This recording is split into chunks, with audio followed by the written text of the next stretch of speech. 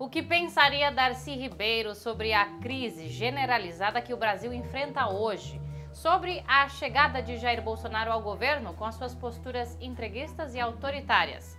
O antropólogo, lutador das causas indígenas e grande defensor da educação completaria agora 98 anos. Na entrevista central, a socióloga e cineasta Isa Grispun Ferraz, conselheira da fundação que leva o nome de Darcy, fala sobre os ensinamentos deixados por ele para o povo brasileiro.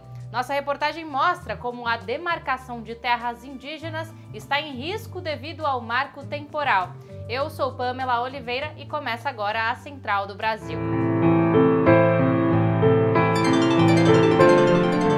Central do Brasil. O presidente Jair Bolsonaro está agindo para boicotar a Coronavac por ser uma vacina chinesa. Para o ex-presidente Lula, impedir a disponibilidade da vacina é um crime de responsabilidade. A campanha Lula Livre quer aproveitar o aniversário do ex-presidente para reforçar a luta pela anulação dos seus processos no Supremo Tribunal Federal. No embarque imediato, o presidente do Instituto Lula, Paulo Okamoto, fala sobre o assunto. Embarque imediato. Eu queria fazer um lembrete e um convite. Lembrar vocês que dia 27 agora de outubro é aniversário do presidente Lula e convidar para que vocês participem dessa celebração. É muito importante que vocês participem dessa celebração para lembrar de que no Brasil teve um golpe que tirou a Dilma e a possibilidade de a gente eleger o presidente Lula, nosso presidente. Com isso, eles conseguiram implementar esse projeto que está aí, um projeto que acaba com as oportunidades dos mais pobres, um projeto que continua provocando mais desigualdade e, com isso, deixando o povo brasileiro cada vez mais pobre e cada vez mais sem direito. Portanto, a gente comemorar as conquistas que o presidente Lula nos possibilitou é o reconhecimento de que essa política está muito bem compreendida. Está muito bem entendida pelo povo brasileiro e que nós não aceitamos a destruição dos nossos direitos.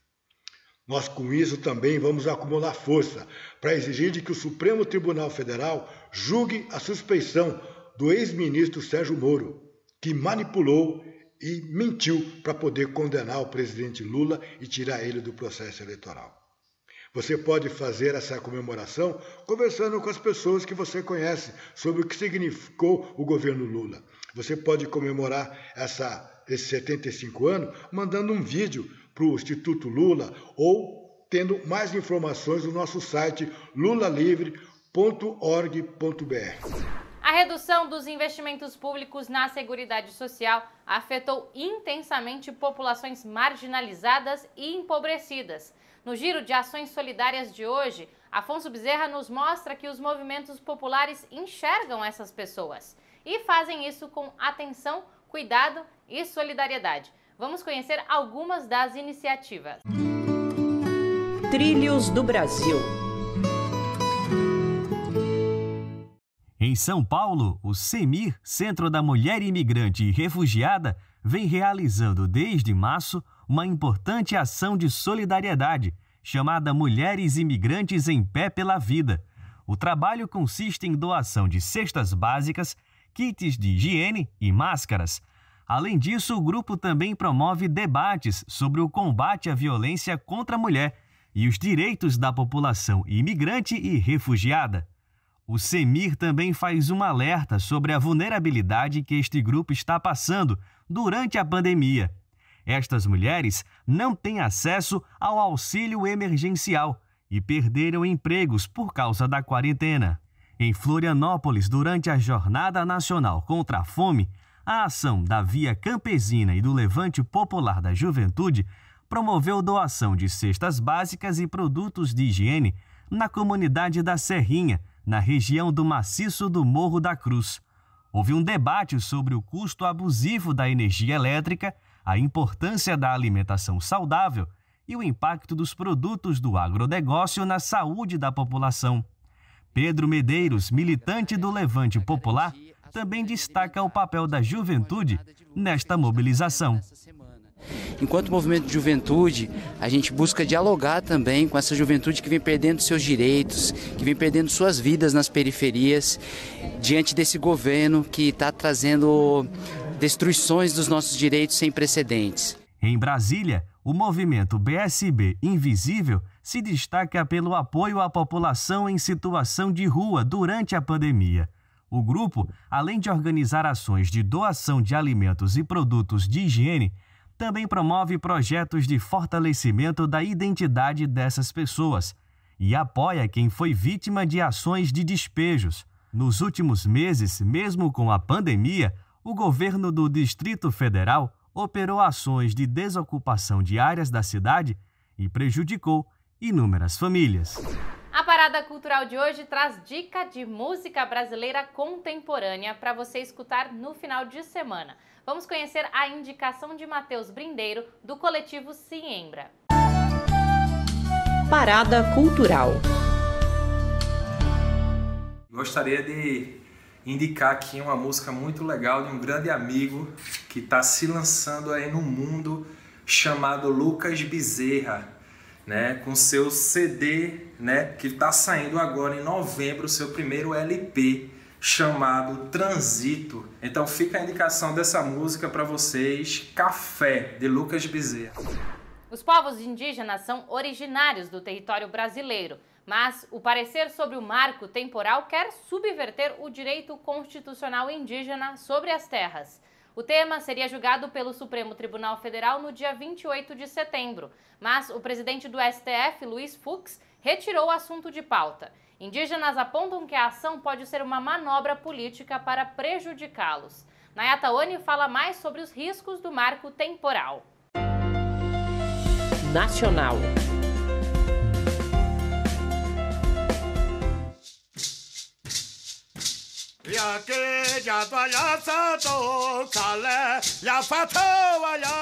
O julgamento do marco temporal das terras indígenas se arrasta há anos.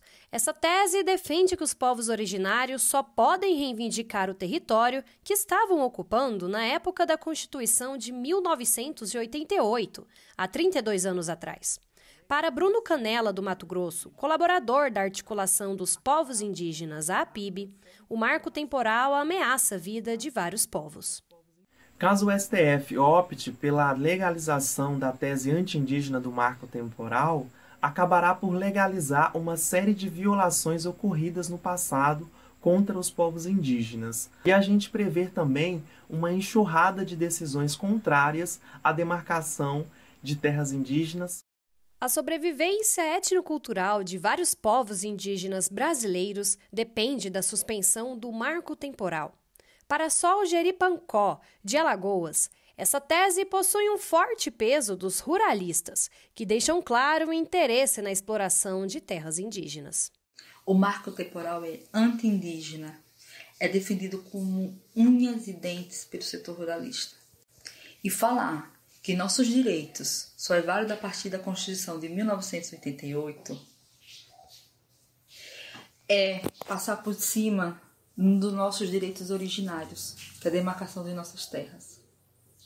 É desrespeitar nossos antepassados. É condenar o futuro das nossas crianças. Para Vanessa Cangang, do Paraná, é essencial o apoio de toda a sociedade civil em torno deste julgamento histórico. Muitos indígenas que tinham suas terras demarcadas depois da promulgação de 88 terão suas terras revistas. A garantia de nossas terras nos dá esperanças da continuidade de nossas etnias. Por isso não há marco temporal, e sim a demarcação de terras.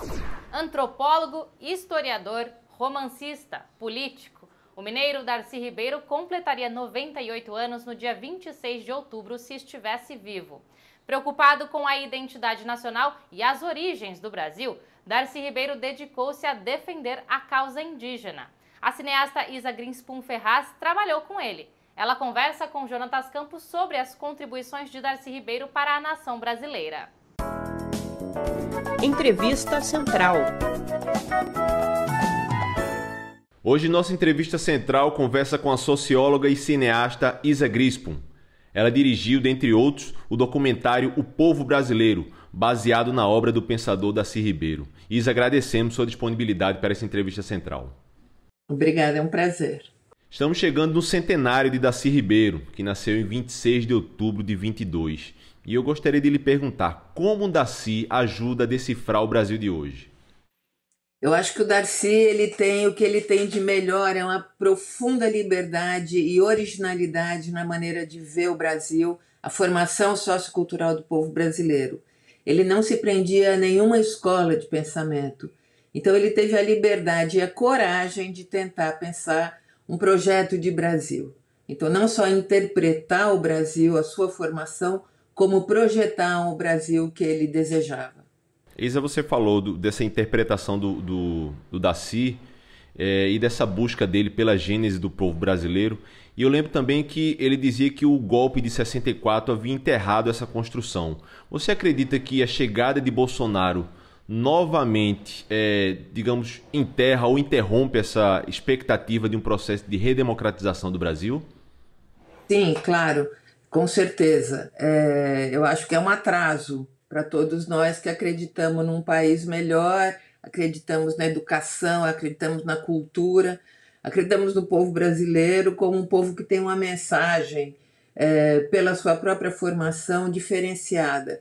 E esse sonho parece que novamente volta para trás, né? É mais uma... Ailton Krenak, uma vez, numa entrevista para mim, ele disse que Darcy Ribeiro foi assassinado várias vezes durante a sua vida. Assassinado pela ditadura, assassinado pela academia. Então é uma pessoa que sempre incomoda.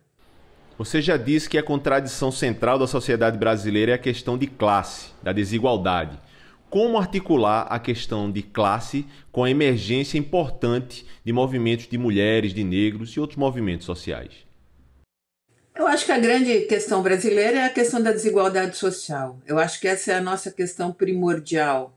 É ela que deveria guiar todos os movimentos. É claro que há uma série de dívidas históricas, de questões que têm que ser pensadas.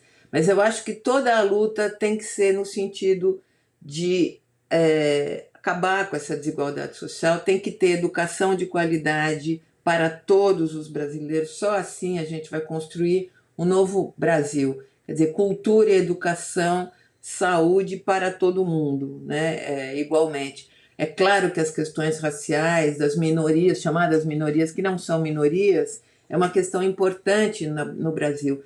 Mas eu acho que essas diferenças não podem apagar o foco central, que é esse, no meu entender. Isa, a extrema-direita se apropria de símbolos nacionais para o seu projeto. Isso parece uma contradição, porque o Darcy também ele amava os símbolos nacionais, ele achava que o brasileiro precisava valorizar seus símbolos. Digamos, quem acredita nas ideias de Darcy pode superar essa contradição? É uma pergunta difícil essa que você me coloca. Eu acho que o Darcy tem que ser lido, tem que ser conhecido, as ideias dele de pensamento de um Brasil que sobreponha as suas dificuldades a partir da sua história, das variáveis que construíram esse país, dessa singularidade da mestiçagem, que é uma questão nossa, três povos diferentes que se juntam num território imenso para criar o que ele chamava de um povo novo. E esse povo novo trazia, então, essa mensagem da novidade possível. Mas o Brasil, primeiro que tudo, tem que se conhecer para poder saber o que quer. Ele não pode ficar submetido a ninguém. Ele tem que ter uma perspectiva livre do mundo, negociando com todas as partes no que for necessário, trazendo de fora o que for bom, mas fazendo a sua própria síntese antropofagicamente, como já é uma prática ancestral brasileira. Eu acho que a gente tem que antropofagizar tudo o que vem de fora, mas tem que inventar uma outra coisa. Eu fico por aqui e agradeço a sua audiência. Para rever algum dos nossos conteúdos, acesse o Instagram, @Programa Central do Brasil. Um ótimo final de semana!